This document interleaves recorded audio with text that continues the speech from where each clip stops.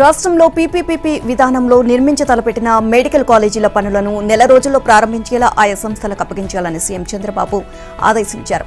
వెలగపూడి సచివాలయంలో Sanjeevini project population management పై ఆయన సమీక్షించారు. పీపీపీ విధానంలో ఫేజ్ 1లోని మార్కాపురం, మదనపల్లె, పులివెందుల, ఆదోని మెడికల్ కాలేజీల పనులు ప్రారంభించాలని చెప్పారు. ఫేజ్ 2లో అమలాపురం, బాపట్ల, పెనుగొండ, నర్సీపట్నం, పాలకొల్లు, పార్వతీపురం మెడికల్ కాలేజీల నిర్మాణం పూర్తి చేయాలి అన్నారు. 7 పిల్లర్లతో AP state health investment policy 2026-31ని త్వరలోనే తీసుకురావాలి అని నిర్దేశించారు. అమరావతి వీఆర్ఈ మెడిసిటీలు ఏర్పాటు చేయాలి అన్నారు. సీఎం చంద్రబాబు అమరావతిలో న్యాచురోపతి కేంద్రం నెలకొల్పేలా ఆయుష్ శాఖకు లేఖ రాయాలని సూచించారు. ప్రజలకు వైద్య ఖర్చుల భారం తగ్గించేలా ప్రివెంటివ్ హెల్త్ విధానం, సిటిజన్ హెల్త్ స్క్రీనింగ్ పై దృష్టి పెట్టాలని ఆదేశించారు. ఇందుకోసం పబ్లిక్ హెల్త్ డేటాను వినియోగించుకోవాలి అన్నారు. సంజీవిని ప్రాజెక్టును వేగంగా అమలు చేసేందుకు ప్రణాళికలు రూపొందించాలని ఆదేశించారు. ఎనీమియా, డయాబెటీస్ వంటి వ్యాధుల నియంత్రణకు ప్రత్యేక డ్రైవ్ చేపట్టాలి అన్నారు. జనాభా నియంత్రణ నుంచి జనాభా సంరక్షణ దిశగా అడుగులు వేయాల్సిన అవసరం ఉందని సీఎం చంద్రబాబు చెప్పారు. ఇక రాష్ట్రంలో సంతాన ఉత్పత్తి రేటు 2.1 నుంచి 1.5కి తగ్గిందని, అత్యధికంగా కడప జిల్లాలో 1.99 ఫర్టిలిటీ రేటు ఉంటే అత్యల్పంగా 1.32 విశాఖలో నమోదైంది అని అధికారులు తెలియజేశారు. ఫర్టిలిటీ రేటు 2.1 లక్ష్యంగా ముందుకు వెళ్లాలని సీఎం చెప్పారు. మన దేశ కుటుంబ వ్యవస్థ పటిష్టంగా ఉందని, దీనిని కాపాడేందుకు మైక్రో ఫ్యామిలీ సంస్కృతి విస్తరించకుండా చూడాలి అన్నారు. ఉమ్మడి పెద్ద కుటుంబాలకు ఇక అధిక ప్రోత్సాహకాలపై ప్రణాళికలు రూపొందించాలని సూచించారు. జనాభా నిర్వహణ అంశాన్ని కూడా ప్రజలకు తీసుకువెళ్లాలని చెప్పారు. డేటా సెంటర్ల ఏర్పాటును ప్రోత్సహించే దిశగా రాష్ట్ర ప్రభుత్వం కీలక ముందడుగు వేసింది. భారీ పెట్టుబడులను ఆకర్షించే లక్ష్యంతో అర్హత కలిగిన స్ట్రాటజిక్ డేటా సెంటర్లకు డీమ్డ్ డిస్ట్రిబ్యూషన్ లైసెన్స్ మంజూరు చేసేందుకు నూతన విధానాన్ని ఖరారు చేస్తూ జీవో 32 జారీ చేసింది. విశాఖలో ఏర్పాటు కానున్న గూగుల్ డేటా సెంటర్కు సీఎం చంద్రబాబు 28న శంకుస్థాపన చేయనున్నారు. దీనికి డీమ్డ్ స్కీమ్ హోదా ఇవ్వాలి అని ప్రభుత్వం నిర్ణయించింది. అందులో భాగంగా ప్రత్యేక పాలసీకి రూపకల్పన చేసి ఉత్తర్వులు జారీ చేసింది. డేటా సెంటర్ల ఏర్పాటుకు రాష్ట్రంలో విస్తృత అవకాశాలు ఉన్నాయి.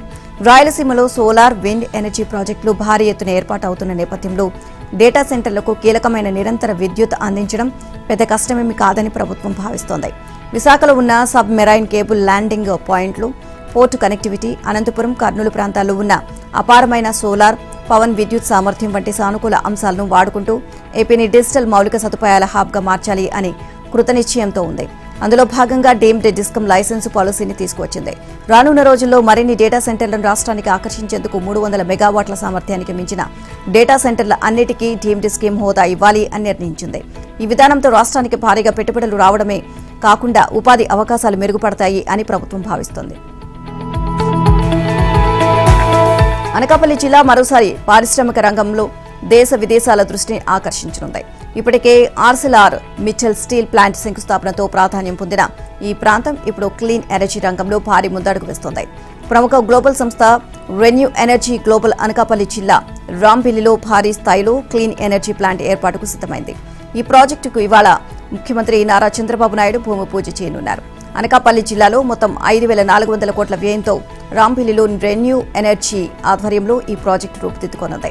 ఇందులో భాగంగా 4,200 కోట్లతో 6 గిగావాట్ల సామర్థ్యంతో సోలార్ ఇగాంగ్ వేఫర్ తయారీ యూనిట్ను నిర్మించనున్నారు. అదనంగా 1,200 కోట్లతో 125 మెగావాట్ల హైబ్రిడ్ క్యాప్టివ్ రిన్యూవబుల్ పవర్ ప్రాజెక్టును ఏర్పాటు చేయనున్నారు. ఈ 2 ప్రాజెక్టులను వచ్చే 2 ఏళ్లలో పూర్తి చేయాలి అని లక్ష్యంగా పెట్టుకున్నారు.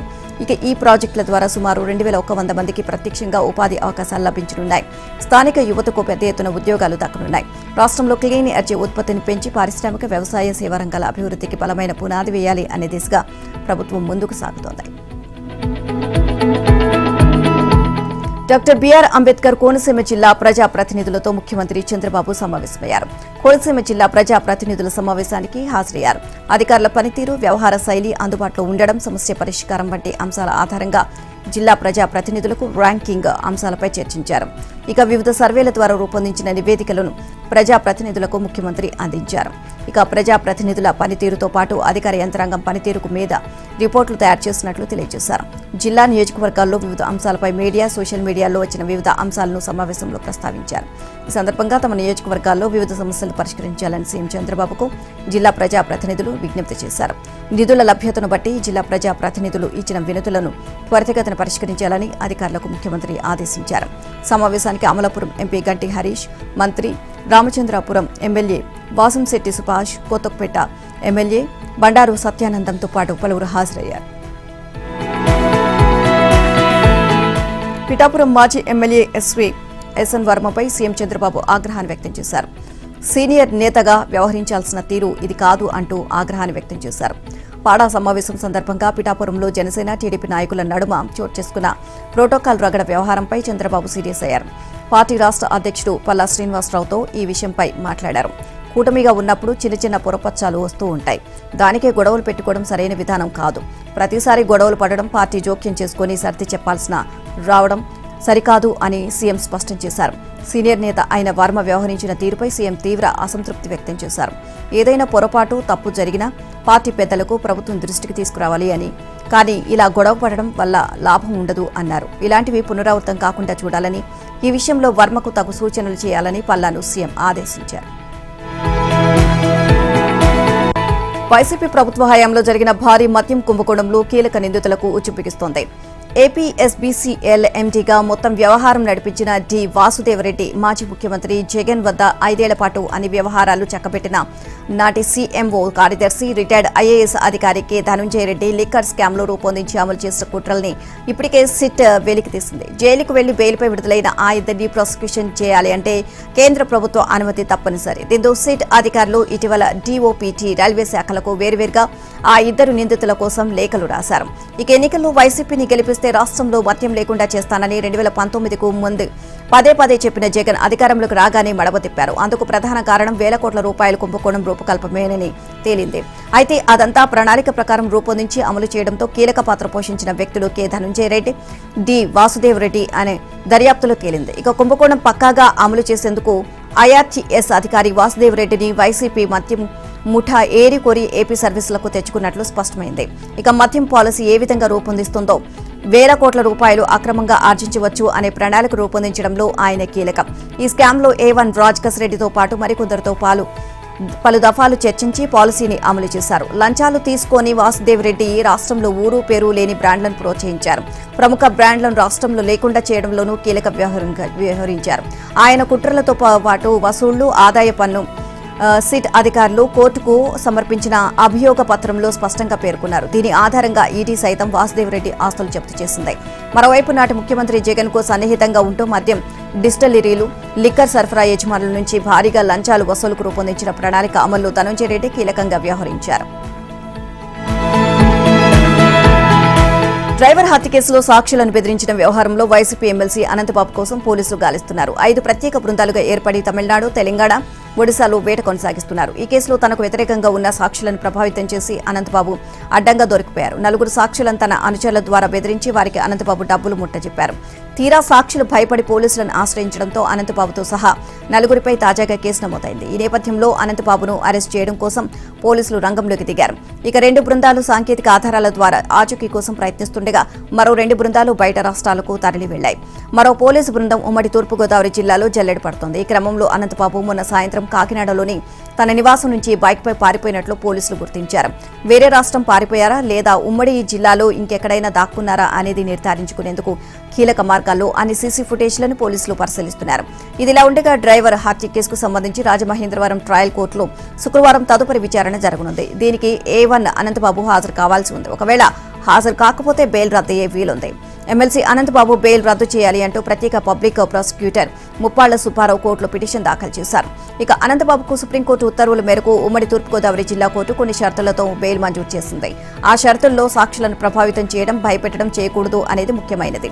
అయితే కేసు విచారణ 10 రోజుల్లో ఉండగా కీలక సాక్షులుగా ఉన్న వాళ్లను సాక్ష్యం చెప్పవద్దు అని బెదిరిస్తూ అక్రమంగా అనంతబాబు నిర్బంధించారు. మీ సతీమణి పోలీస్ విచారణకు వస్తున్నారు కదా, మేం అడగబోయే ప్రశ్నలు ఇవే.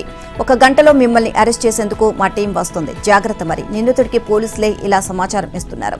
అది కూడా వైసీపీ హయాంలో రాష్ట్ర వ్యాప్తంగా సంచలనం సృష్టించిన దళిత డ్రైవర్ సుబ్రహ్మణ్యం హత్య కేసులో నిందితుడైన ఎమ్మెల్సీ అనంతబాబుకు 1-2 పోలీసు అధికారులు సంపూర్ణంగా సహకరిస్తున్నారు అనే ఆరోపణలు వినిపిస్తున్నాయి. డ్రైవర్ హత్యపై పరస్పరం సర్పవరం పోలీస్ స్టేషన్లో కేసు నమోదైంది. ఇక ఇప్పుడు ఆ పోలీస్ స్టేషన్లో బాధితులను అనంతబాబుకు బాగా సన్నిహితుడు అని పేరున్న సీఐ రవికుమార్కు అప్పగించారు. నిజానికి ఆయన కాకినాడ దిశ మహిళా పోలీస్ స్టేషన్ సీఐగా ఉన్నారు. ఇటీవల సర్పవరం స్టేషన్ సీఐ పెద్దిరాజును వీఆర్కు పంపి సోమవారం ఆయన స్థానంలో రవికుమార్ను నియమించారు. డ్రైవర్ సుబ్రహ్మణ్యం హత్య కేసు దర్యాప్తు, విచారణ, కోర్టుకు సాక్ష్యాలు అందించడం ఇవన్నీ సీఐ రవికుమార్ పర్యవేక్షణలోనే జరుగుతాయన్నమాట. సాక్షులను బెదిరించి ప్రలోభ పెట్టిన కేసులో అనంతబాబును అరెస్ట్ చేసేందుకు పోలీసులు మంగళవారం రాత్రి ఆయన నివాసానికి వెళ్లారు. అంతకు గంట ముందే బైక్పై ఆయన జారుకున్నారు. ముందస్తు సమాచారం వల్లే అనంతబాబు తప్పించుకున్నట్లు అనుమానాలు ఉన్నాయి. రవికుమార్ 3 నెలల కిందట కాకినాడలో దిశ స్టేషన్ సీఐగా బదిలీపై వచ్చారు. ఈ సమయంలోనే డ్రైవర్ హత్య కేసులో అనంతబాబు భార్యను పోలీసులు A2గా చేర్చారు. దీనిపై ఆమె హైకోర్టులో ముందస్తు బెయిల్కు దరఖాస్తు చేయగా న్యాయస్థానం షరతులతో అనుమతించింది. పోలీసుల విచారణకు సహకరించాలని ఆదేశించింది. దీంతో ఆమె మార్చి 16న కాకినాడలో సిట్ విచారణ అధికారి ఎదుట హాజరయ్యారు. పోలవరం ప్రాజెక్టు 2వ దశలో భాగంగా 45.72 మీటర్ల కాంటూర్లో 194 టీఎంసీల జలాలను నిల్వ చేసే దిశగా కేంద్ర జలశక్తి శాఖ నిర్ణయించడంపై రాష్ట్ర ప్రభుత్వం హర్షం వ్యక్తం చేసింది. ఆంధ్రజ్యోతిలో ప్రచురితమైన పోలవరం 45.72 మీటర్లు కథనంపై సీఎం చంద్రబాబు స్పందించారు. కేంద్రం నిర్ణయాన్ని ఆయన స్వాగతించారు. దీంతో పోలవరం కల సాకారం అవుతుందని సంతోషం వ్యక్తం చేశారు. ఇదే అంశంపై జలశక్తి కార్యదర్శి విఎల్ కాంతారావుకు ప్రభుత్వ ప్రధాన కార్యదర్శి జి సాయి ప్రసాద్ బుధవారం ఫోన్లో కృతజ్ఞతలు తెలియజేశారు. పోలవరం ప్రాజెక్టును పూర్తి చేసేందుకు సంపూర్ణ సహకారం అందిస్తామని కాంతారావు హామీ ఇచ్చారు. ఈ నెల 30న ఢిల్లీకి రావాలని సీఎస్ను ఆహ్వానించారు. గోదావరి, కావేరీ అనుసంధాన పథకంపై ఈ సమావేశంలో చర్చిద్దామని సూత్రప్రాయంగా వెల్లడించారు. తెలంగాణ ప్రతిపాదిస్తున్నట్లుగా ఇచ్చంపల్లి నుంచి కాకుండా పోలవరం నుంచి కావేరీ అనుసంధానం పథకం అమలు చేయాలని సాయి ప్రసాద్ ప్రతిపాదించారు. అన్ని అంశాలపై సమగ్రంగా చర్చిద్దాము అని కాంతారావు పేర్కొన్నారు. ఈ నేపథ్యంలో 30న ప్రభుత్వ సలహాదారు ఎం వెంకటేశ్వరరావుతో కలిసి ఢిల్లీకి వెళ్లాలని సీఎస్ నిర్ణయించారు. సాక్షి ఛానల్ ప్రసారాలపై ఏపీలో కాపు సంఘాలు ఆందోళనకు దిగాయి. కాకినాడ, కోనసీమ జిల్లాలో కుల విద్వేషాలు రెచ్చగొట్టేలా కథనాలు ప్రసారం చేశారంటూ 2 జిల్లాల ఎస్పీలకు ఫిర్యాదు చేశాయి. కాపు, కమ్మ సామాజిక వర్గాల మధ్య విద్వేషాలు రెచ్చగొట్టేందుకు సాక్షి ఛానల్ ప్రయత్నిస్తోంది అని కాపు సంఘాల నేతలు ఫిర్యాదు చేశారు. ప్రజల్ని హింసకు ప్రేరేపించే ప్రమాదం ఉంది అని ఆందోళన వ్యక్తం చేశారు. సమాజంలో సామరస్యాన్ని దెబ్బతీస్తున్న సాక్షి ఛానల్పై కేసు నమోదు చేయాలని కాపు సంఘాలు డిమాండ్ చేస్తున్నాయి. వివిధ వేదికలపై ప్రముఖ కంపెనీలతో కుదుర్చుకున్న అవగాహన ఒప్పందాలు MOU వేగంగా అమల్లోకి వచ్చేలా చూడాలని అధికారులను ముఖ్యమంత్రి రేవంత్ రెడ్డి ఆదేశించారు. ఇప్పటికే భూముల కేటాయింపుతో పాటు ఇతర అనుమతులు పొందిన కంపెనీలు త్వరగా పనులు ప్రారంభించేలా చూడాలని తెలిపారు. దావోస్, తెలంగాణ రైజింగ్ గ్లోబల్ సమ్మిట్తో పాటు ఇతర వేదికలపై వివిధ సంస్థలతో కుదుర్చుకున్న MOUల పురోగతిపై ఐటీ శాఖ మంత్రి దుద్దెళ్ల శ్రీధర్బాబుతో కలిసి ఆయన రాత్రి సమీక్ష నిర్వహించారు. ఫ్యూచర్ సిటీతో పాటు వివిధ ప్రాంతాల్లో ఆయా సంస్థలకు కేటాయించిన భూములు, అక్కడి మార్కెట్ ధరలు, కంపెనీలు చెల్లించేందుకు ఆసక్తి చూపుతున్న మొత్తాన్ని అధికారులు సీఎంకు వివరించారు. ప్రభుత్వ విధానం ప్రకారం ప్యూర్, రేర్ ప్రాంతాల్లో సంస్థలకు భూములు కేటాయించాలని సీఎం సూచించారు. పెట్టుబడుల కోసం అనుమతులు వేగంగా ఇవ్వాలని, కంపెనీలు పనులు త్వరగా ప్రారంభించేలా చూడాలని ఆదేశించారు. MOUలు కుదుర్చుకున్న కంపెనీలకు కేటాయించాల్సిన భూములకు సంబంధించి పెండింగ్ భూసేకరణ పనులను సాధ్యమైనంత త్వరగా పూర్తి చేయాలని కోరారు. డేటా సెంటర్లకు STPల ద్వారా శుద్ధి చేసిన నీటిని వినియోగించుకునేందుకు అవకాశం ఉన్నందున అందుకు తగిన ప్రణాళికలు రూపొందించాలని ఆదేశించారు. పెట్టుబడులు ఒప్పందాలు కుదుర్చుకున్న సంస్థలను 3 కేటగిరీలుగా విభజించాలని సీఎం సూచించారు. మల్టీనేషనల్ మార్కెట్లో పేరు, ప్రతిష్టలు ఉన్న కంపెనీలకు మొదటి ప్రాధాన్యం ఇచ్చి ఆయా సంస్థలు త్వరగా పనులు ప్రారంభించేలా చూడాలని కోరారు. వేగంగా ఎదుగుతున్న కంపెనీలు భవిష్యత్తులో మంచి ప్రతిభ కనబరుస్తాయి అనే వాటికి 2వ ప్రాధాన్యం ఇవ్వాలి అని సూచించారు. మిగతా కంపెనీలను 3వ ప్రాధాన్యంగా ఎంచుకుని వాటి పెట్టుబడులు పట్టాలెక్కాయేలా ప్రేరణ కల్పించాలి అని కోరారు. ఇక పెట్టుబడుల సాధనకు రాష్ట్రాల మధ్య ఉన్న పోటీతత్వాన్ని అధికారులు గుర్తించారని సీఎం అన్నారు. ఆర్టీసీ ఉద్యోగుల సమ్మె కాళేశ్వరం ప్రాజెక్టు అంశంలో పీసీ ఘోష్ కమిషన్ నివేదికపై హైకోర్టు తీర్పు నేపథ్యంలో రాష్ట్ర మంత్రివర్గం నేడే సమావేశం కానుంది. ముఖ్యమంత్రి రేవంత్ రెడ్డి నాయకత్వంలో సచివాలయంలో ఈ భేటీ జరగనుంది. ఆర్టీసీ సమ్మె, హైకోర్టు తీర్పుతో పాటు మెట్రో రైల్ ప్రాజెక్టు స్వాధీనం, జెడ్పీటీసీ, ఎంపీటీసీ, జీహెచ్ఎంసీ ఎన్నికల నిర్వహణ, ఇందిరమ్మ కుటుంబ బీమా విధి విధానాల ఖరారు తదితర అంశాలపై ఈ భేటీలో నిర్ణయాలు తీసుకునే అవకాశం ఉంది. ఆర్టీసీ సమ్మె నేపథ్యంలో ఉద్యోగుల సంఘం డిమాండ్ చేస్తున్న 32 సమస్యలపై మంత్రివర్గం చర్చించనుంది. అన్ని అంశాలను పరిశీలించి సమ్మె పరిష్కారానికి నిర్ణయం తీసుకునే అవకాశం ఉంది. ఆర్టీసీని ప్రభుత్వంలో విలీనం చేసే అంశంపై కూడా మంత్రివర్గం చర్చించనున్నట్లు తెలుస్తోంది. అదే సమయంలో ఇతర ప్రభుత్వ ఉద్యోగుల సమస్యల పరిష్కారానికి ఉన్న అవకాశాలు, పీఆర్సీ నివేదికలు, పెండింగ్లు, DAలు, ఇక ఫిట్మెంట్ ప్రకటించాలి అంటూ చేస్తున్న ఉద్యోగ సంఘాల డిమాండ్లపైన నిర్ణయం తీసుకునే అవకాశం కూడా ఉంది. ఇక పీసీ ఘోష్ కమిషన్ నివేదిక ఆధారంగా చర్యలు తీసుకోవద్దు అంటూ హైకోర్టు తీర్పు ఇచ్చిన నేపథ్యంలో ఈ అంశంలో తదుపరి చర్యలపై మంత్రివర్గం చర్చించనుంది. ఇక ఏప్రిల్ 30వ తేదీలోగా హైదరాబాద్లోని మెట్రో రైల్ ప్రాజెక్టును ప్రభుత్వం స్వాధీనం చేసుకోవాల్సి ఉంది. ఈ నేపథ్యంలో నిర్మాణ సంస్థ ఎల్ఎన్టీకి చెల్లించాల్సిన బకాయిలు ఇతరత్ర రుణాల కోసం 13,000 కోట్లను రుణంగా తీసుకోనున్నారు. ఈ రుణం ఇచ్చేందుకు ఇండియన్ రైల్వే ఫైనాన్స్ కార్పొరేషన్ సుముఖత వ్యక్తం చేసినట్లు సమాచారం. రుణ సేకరణకు కేబినెట్ ఆమోదం తెలిపిన తర్వాత రుణాన్ని తీసుకుంటారు. మరోపక్క రాష్ట్రంలోని 1,15,00,000 కుటుంబాలకు ఇందిరమ్మ కుటుంబ బీమా పథకాన్ని అమలు చేస్తామని ప్రభుత్వం అసెంబ్లీలో ప్రకటించింది. జూన్ 2 నుంచి పథకాన్ని అమలు చేయాలని అనుకుంటున్నారు. ఈ నేపథ్యంలో పథకం విధి విధానాల ఖరారుపై మంత్రివర్గంలో చర్చించనున్నారని తెలిసిందే. ఇక ఎప్పటి నుంచో పెండింగ్లో ఉన్న ఎంపీటీసీ, జెడ్పీటీసీ, జీహెచ్ఎంసీ ఎన్నికల నిర్వహణపై కూడా మంత్రిమండలి గురువారం కీలక నిర్ణయం తీసుకోనుంది అని సమాచారం. జనగణన ప్రక్రియకు ఇబ్బంది లేకుండా ఇక జెడ్పీటీసీ, ఎంపీటీసీ ఎన్నికలు నిర్వహించే అవకాశం ఉంది. తెలంగాణకు కొత్త గవర్నర్ వచ్చారని ఎమ్మెల్సీల నియామక దస్త్రాలను పరిశీలించాల్సి ఉన్నందున కొంత సమయం ఇవ్వాలని సుప్రీంకోర్టుకు భారత అటార్నీ జనరల్ ఆర్ వెంకటరమణ విజ్ఞప్తి చేశారు. రాష్ట్రాల్లో గవర్నర్ కోటా కింద ఎమ్మెల్సీలను నామినేట్ చేసే ప్రక్రియలో కోర్టుల జోక్యం కంటే ఉభయ పక్షాల మధ్య సమన్వయం అవసరమో అని అభిప్రాయపడ్డారు. వివాదాన్ని సామరస్యంగా పరిష్కరించేలా గవర్నర్కు తగిన సలహా ఇస్తానని న్యాయస్థానానికి హామీ ఇచ్చారు. 2025 ఆగస్టు నాటి మధ్యంతర ఉత్తర్వుల సవరణ, రాష్ట్రానికి కొత్త గవర్నర్ నియామక నేపథ్యంలో మరికొంత సమయం ఇస్తే సమస్యకు సామరస్యపూర్వక పరిష్కారం దొరుకుతుందని ఆకాంక్షించారు. గవర్నర్ కోట ఎమ్మెల్సీలుగా బీఆర్ఎస్ ప్రభుత్వం తమకు అవకాశం కల్పించినప్పటికీ అప్పటి గవర్నర్ తిరస్కరించారని తమకు న్యాయం చేయాలని కోరుతూ దాసోజు శ్రవణ్ కుమార్, కుర్రా సత్యనారాయణ సుప్రీంకోర్టును ఆశ్రయించారు. ఆ పిటిషన్లపై బుధవారం justice Vikram Nath, justice Sandeep Mehta, justice Vijay బిష్ణోయ్తో కూడిన ధర్మాసనం విచారించింది. గవర్నర్ కార్యాలయం తరపున అటార్నీ జనరల్ వెంకటరమణ వాదనలు వినిపించారు. ప్రస్తుత కాంగ్రెస్ ప్రభుత్వం పంపిన సిఫార్సులకు సంబంధించి గవర్నర్ స్పష్టమైన నిర్ణయం తీసుకోవాల్సి ఉంది అని చెప్పారు. కొన్ని విషయాల్లో కోర్టులు కఠిన నిబంధనలు విధిస్తే పాలనాపరమైన ఇబ్బందులు తలెత్తే అవకాశం ఉందని ధర్మాసనం దృష్టికి తీసుకువెళ్లారు. మారుతున్న కాలానికి తగినట్లు మారితేనే మనుగడ సాధ్యమవుతుంది. ఈ క్రమంలోనే విద్యారంగంలోనూ పలు సంస్కరణలకు ప్రజాప్రభుత్వం శ్రీకారం చుట్టింది. ముఖ్యమంత్రి రేవంత్ రెడ్డి విద్యాశాఖను స్వయంగా పర్యవేక్షిస్తున్నారు. పిల్లలంతా బడుల్లో ఉండడమే కాదు, పెద్దలు సైతం అక్షరాలు నేర్చుకోవాలని, ఆధునిక కాలపు అవసరాలకు తగినట్లు తమను తాము మలుచుకోవాలి అనేది రాష్ట్ర ప్రభుత్వం యోచన. అందుకే వయోజన అక్షరాస్యత పెంపునపై రాష్ట్ర ప్రభుత్వం ప్రత్యేక శ్రద్ధ కనబరుస్తోంది. అదే సమయంలో పాఠశాల విద్యారంగంపైన ప్రభుత్వం ప్రత్యేక దృష్టి సారించింది. సంపూర్ణ అక్షరాస్య రాష్ట్రంగా తెలంగాణను మార్చాలి అనే లక్ష్యంతో ప్రజాప్రభుత్వం ముందుకు వెళ్తోంది. 45 ఏళ్లు పైబడిన వయసులో అక్షరాస్యత తక్కువగా ఉండడాన్ని ప్రభుత్వం గుర్తించింది. దీంతో చాలా కాలంగా నిర్లక్ష్యానికి గురైన వయోజనులు విద్యపై ప్రత్యేక దృష్టి సారించింది. ఎక్కడికక్కడ వయోజన విద్య తరగతులు నిర్వహించారు. దీంతో 2025-26 సంవత్సరంలో 6.31 లక్షల మంది పెద్దలు అక్షరాస్యత పరీక్షలకు హాజరయ్యారు. ఇక గత ప్రభుత్వ హయాంలో ముఖ్యంగా 2019 నుంచి 2024 వరకు వయోజన విద్య పెంపు అంశాన్ని పూర్తిగా నిర్లక్ష్యం చేసింది అన్నారు. దీంతో ఆ సమయంలో వయోజన విద్య పూర్తిగా కుంటుపడింది అని అభిప్రాయపడ్డారు.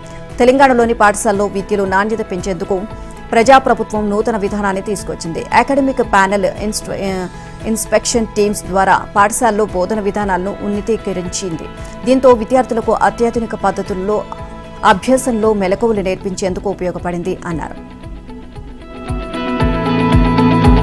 రాష్ట్ర పర్యాటక శాఖ సరికొత్తగా రివర్స్ టూరిజం కార్యక్రమానికి శ్రీకారం చుట్టింది. ఎప్పుడూ అటవీ ప్రాంతాల్లోని నివసించే గిరిజనులకు విజ్ఞాన యాత్ర పేరిట హైదరాబాద్ నగరాన్ని పరిచయం చేసింది. ఆదిలాబాద్ జిల్లా ఉట్నూరు మండలంలోని గోండుగూడ వద్ద పర్యాటక శాఖ మంత్రి జూపల్లి కృష్ణారావు ఆదివాసీ టూరిజం ఎక్స్పోజర్ ప్రోగ్రామును జెండా ఊపి ప్రారంభించారు. గోండుగూడ నుంచి జన్నారం వరకు ఆదివాసీలతో కలిసి మంత్రి, ఎమ్మెల్యే బొజ్జు పటేల్ పర్యాటక శాఖ బస్సులో ప్రయాణించారు.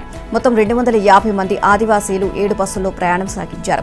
మధ్యాహ్నం హైదరాబాద్ చేరుకుని లూమ్ని పార్క్, శంషాబాద్ ఎయిర్పోర్ట్ను సందర్శించారు. ఆదివాసీలకు కొత్త అనుభవాలు, నగర జీవన విధానం పరిచయం చేయడం, ఆత్మవిశ్వాసం పెంచడం, అంతిమంగా ఆదివాసీల జీవన ప్రమాణాలు మెరుగుపరచాలి అనే లక్ష్యంతో వినూత్నంగా రివర్స్ టూరిజం కార్యక్రమానికి రూపకల్పన చేసినట్లు మంత్రి జూపల్లి తెలియజేశారు.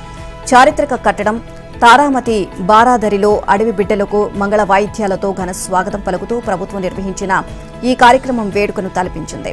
వారితో కలిసి మంత్రి సహంపక్తి భోజనం చేశారు.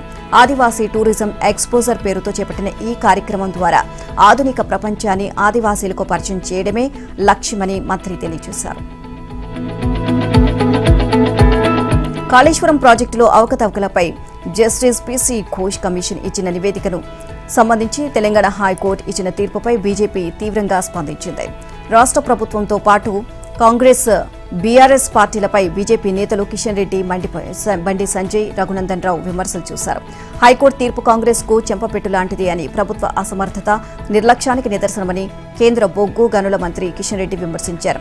కాళేశ్వరంలో భారీ అవినీతి జరిగినట్లు ఆధారాలు ఉన్నప్పటికీ వాటిని చట్టపరంగా కోర్టు ముందు ప్రవేశపెట్టడంలో రాష్ట్ర ప్రభుత్వం విఫలమైందని అన్నారు. దానివల్లే కమిషన్ నివేదిక ఆధారంగా తదుపరి చర్యల విషయంలో హైకోర్టు తీర్పు ఇచ్చింది అని తెలిపారు.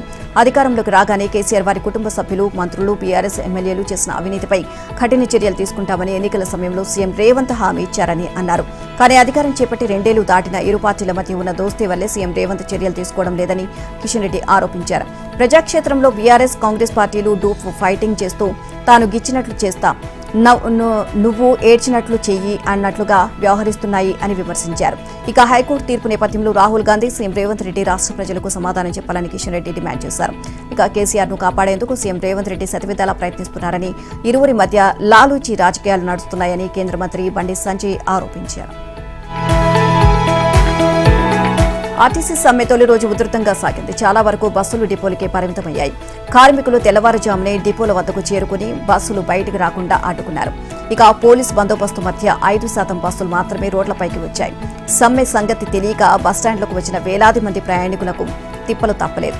ఇక పోలీస్ బందోబస్తు మధ్య పలు బస్సులు నడిపినా అవి ఏమాత్రం చాలలేదు. కేవలం జిల్లా కేంద్రాలు, ప్రధాన పట్టణాల మధ్య మాత్రమే బస్సులు తిరిగాయి. ఎండల తీవ్రత, గ్రామాలకు బస్సులు లేకపోవడంతో మహిళలు, చిన్నపిల్లలు, వృద్ధులు తీవ్రంగా ఇబ్బంది పడ్డారు. కండక్టర్లు కూడా సమ్మెలో ఉండడంతో హైదరాబాద్, ఖమ్మం, రంగారెడ్డి, మహబూబ్ నగర్ జిల్లాలతో పాటు రాష్ట్ర వ్యాప్తంగా పలు ప్రాంతాల్లో అన్ని బస్సులు ప్రయాణికులను ఉచితంగా గమ్యస్థానాలకు చేర్చారు. మరోవైపు మంచిర్యాలతో పాటు పలు ప్రాంతాల్లో ఆర్టీసీ అద్దె బస్సుల డ్రైవర్లు ఆధార్ కార్డు చూపించిన మహిళల నుంచి బలవంతంగా ఛార్జీలు వసూలు చేశారు. ఇవ్వబోమన్న మహిళలను బస్సుల నుంచి కిందకి దింపివేశారు. ఇక ప్రయాణ మార్గంలో వివిధ స్టేజీల వద్ద మహిళా ప్రయాణికులు ఉన్న చోట బస్సులు ఆపకుండానే వెళ్లిపోయారు. మరోవైపు ప్రయాణికుల అవసరాన్ని ఆసరాగా తీసుకున్న చాలా మంది ప్రైవేటు వాహనదారులు ఏకంగా 2 ఇంతల వరకు ఛార్జీలు వసూలు చేశారు. నేరుగా బస్టాండ్లోకి వచ్చి ప్రయాణికులను ఎక్కించుకున్నారు. హైదరాబాద్తో పాటు జిల్లా కేంద్రాల్లో ఆటో వాలాలు గతంలో 10-20 రూపాయలు తీసుకునే దూరానికి కూడా భారీగా వసూలు చేశారు. కాళేశ్వరం ప్రాజెక్టులోని మేడిగడ్డ, అన్నారం, సుందీల బ్యారేజీల్లో అవకతవకలు, నిర్మాణ పరంగా తలెత్తిన లోపాలు, అందుకు బాధ్యులను నీకు తెల్చడానికి ఏర్పాటైన జస్టిస్ పీసీ ఘోష్ కమిషన్ ఇచ్చిన నివేదిక ఆధారంగా కేసీఆర్, హరీష్ రావు తదితరులపై తదుపరి చర్యలకు ఉపక్రమించరాదు అని రాష్ట్ర ప్రభుత్వాన్ని హైకోర్టు ఆదేశించింది. కమిషన్ విచారణ సహజ న్యాయ సూత్రాలకు విరుద్ధంగా ఉందని, తమ వాదనలు వినలేదని, కాబట్టి కమిషన్ నివేదిక ఆధారంగా చర్యలు తీసుకోకుండా కట్టడి చేయాలని మాజీ సీఎం కేసీఆర్, మాజీ నీటిపారుదల శాఖ మంత్రి హరీష్ రావు, మాజీ ప్రభుత్వ ప్రధాన కార్యదర్శి ఎస్కే జోషి, సీఎంఓ మాజీ కార్యదర్శి స్మితా సపర్వాల్ హైకోర్టులో గతంలో పిటిషన్ దాఖలు చేశారు. కమిషన్ ఏర్పాటు చేస్తూ జారీ చేసిన జీవో 6ను రద్దు చేయాలని కోరారు.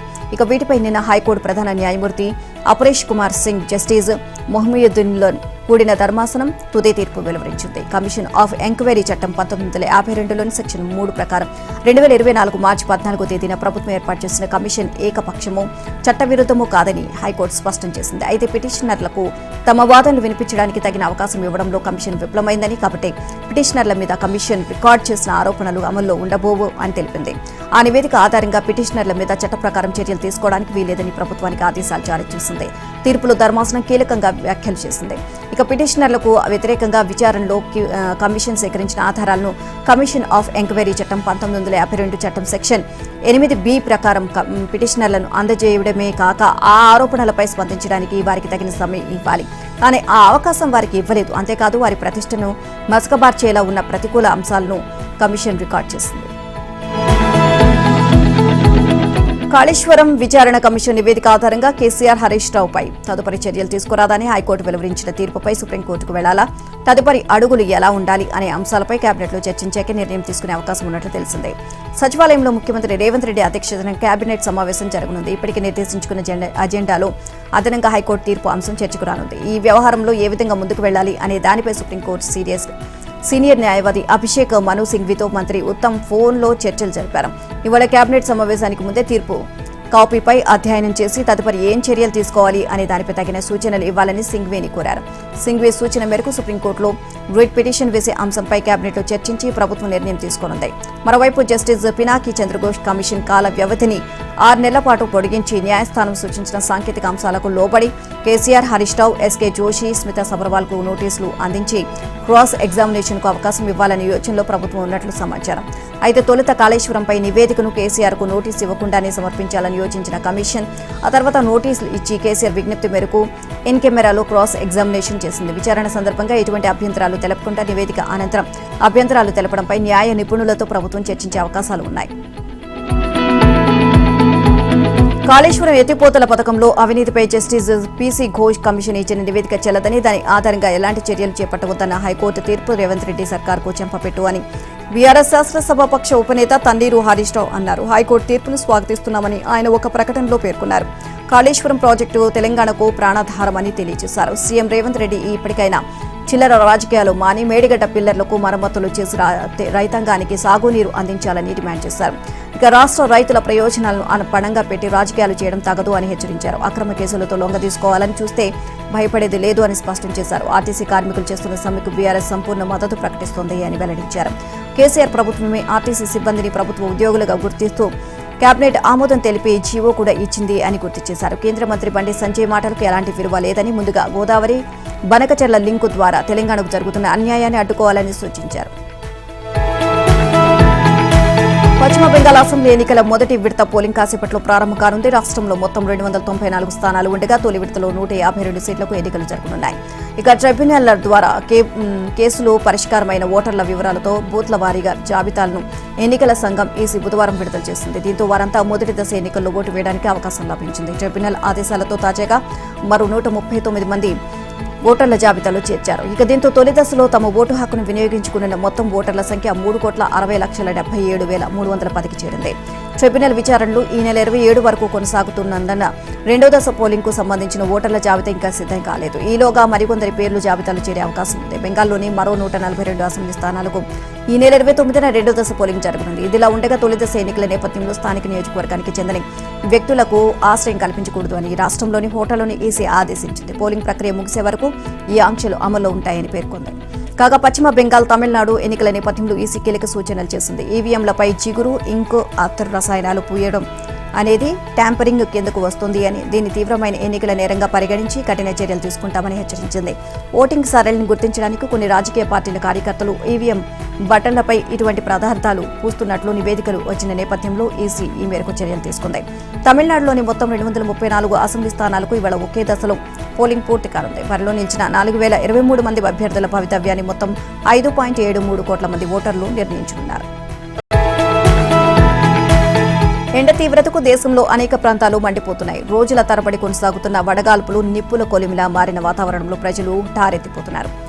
వాయువ్య భారతం నుంచి వీస్తున్న పొడిగాలులు ఎక్కువగా ప్రభావం చూపుతున్నాయి. అనేక చోట్ల 40 అంతకంటే ఎక్కువ ఉష్ణోగ్రతలు నమోదవుతున్నాయి. సాధారణం కంటే 3 నుంచి 6 డిగ్రీలు ఎక్కువగా ఉష్ణోగ్రతలు నమోదవుతూ ఉండడంతో ప్రజల రోజువారీ జీవనంపై ప్రభావం పడుతోంది. ఇక బంగాళాఖాతం, అరేబియా సముద్రం నుంచి తేమగాలులు భూ ఉపరితలంపైకి వీయడం లేదు.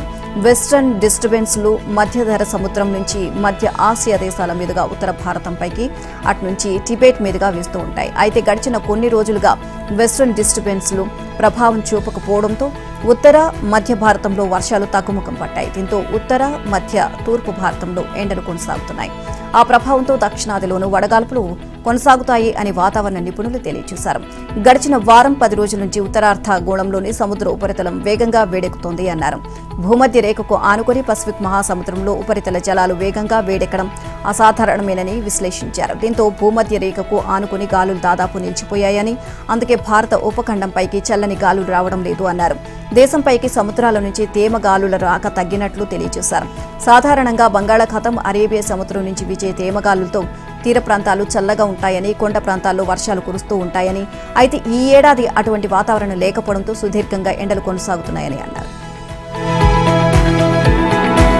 ఐపీఎల్ మ్యాచ్లో లక్నో సూపర్ జైంట్స్ తో జరిగిన మ్యాచ్లో రాజస్థాన్ రాయల్స్ 40 పరుగుల తేడాతో విజయం సాధించింది. తొలుత బ్యాటింగ్ చేసిన రాజస్థాన్ రాయల్స్ నిర్వహిత 20 ఓవర్ల 6 వికెట్ల నష్టానికి 159 పరుగులు చేసింది. అనంతరం 160 పరుగుల లక్ష్య ఛేదనలో బరిలోకి దిగిన లక్నో 18 ఓవర్లు 119 పరుగులకే ఆల్అౌట్ అయింది. లక్నో బ్యాటర్లలో మిచెల్ మార్ష్ 41 బంతుల్లో 6 ఫోర్లు 2 సిక్స్లతో మాత్రమే రాణించారు.